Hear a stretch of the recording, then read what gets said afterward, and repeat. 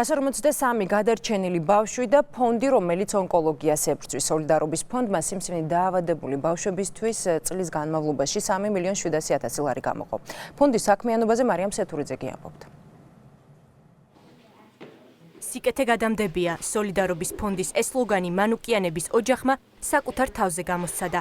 6 წლის ამაიაკს 9 თვის წინ ავთვისებიანი სიმსივნის დიაგნოზი დაუსვეს. ძვირადღირებული ოპერაციისათვის ოჯახს თანხა არ გააჩნდა. კურნალობისათვის საჭირო ყველა ხარჯი ფონდმა დაფარა.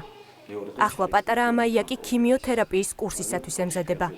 მიმართე სოლიდარობის ფონდს შეხვდი და ქალბატონი მარიამ ჯაშმა კერძო სოლიდარობის ფონდმა ძვირადღირებულებიანი ოპერაცია ჩაგვიტარა, დაგვიფინანსეს და მეორე ოპერაცია ჩაუტარდა ქალაქ თურქეთში, კერძოდ სტამბულში, იქაც დაგვიფინანსეს მთლიანი თანხა. 3 წლის ლაზარე აფციაურს თურქეთში ღვიძლის გადანერგვის ოპერაცია სოლიდარობის ფონდის დახმარებით ჩაუტარდება. გვესაჭიროებოდა დამფინანსებელი და ბერი ანდრიას ფონდის რჩევით მივმართეთ სოლიდარობის ფონდს, რითაც ძალიან დაგვეხმარა 6 კურსი დავამთავრეთ ჩვენ. ლაზარემ დაამთავრა 6 კურსი ქიმიის. ლაზარეს ესაჭიროება ღვიძლის გადანერგვა.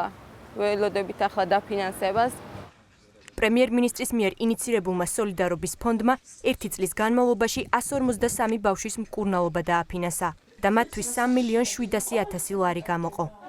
ფონდი 2014 წლის ივნისში დაარსდა და მას სახელმწიფოს გარდა 50 საჯარო პირი, 21 კერძო კომპანია და 53 სტუდენტური ორგანიზაცია აფინანსებს. საზოგადოების თითოეულ წევრს, ასე ვთქვათ, თავისი ცხოვრების განუყოფელ ნაწილად ექცევა ქველმოქმედება და ზოგადად ეროვნული სოლიდარობის ფონდში მონაწილეობა. გარწმუნებთ, რომ 1 წლის შემდგომ ჩვენ ონკოლოგიის პრობლემას მთლიანად დავფარავთ. 2016 წლიდან სოლიდარობის ფონდი გაფართოებასა და სხვა მძიმე დაავადებისათვის თანხების გამოყოფას გეგმავს.